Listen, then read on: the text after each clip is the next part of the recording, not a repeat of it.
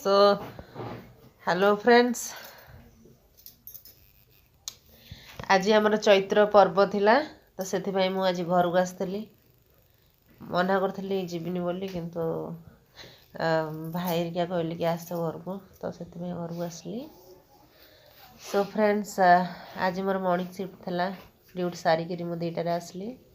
2:30 बस रे बसली पहुँच पहुँचू घरे 5टा होगला। साड़ू आसिक कौड़ा खरा को साड़ू आसिक 3 बाल्टी पानी आग मुंडे ढाली गली। देखी पारते मो हालत पूरा केमती माने आखि भितर पशि मुंडा धोई देची। ठंडा पूरा प्रबल लगुच, जर ठंडा हो पारे।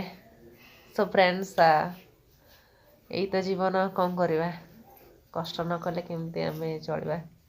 सो फ्रेंड्स, जदि मो वीडियो भल लगे तो निश्चिंत लाइक शेयर सब्सक्राइब करदे। रही बाय, गुड नाइट।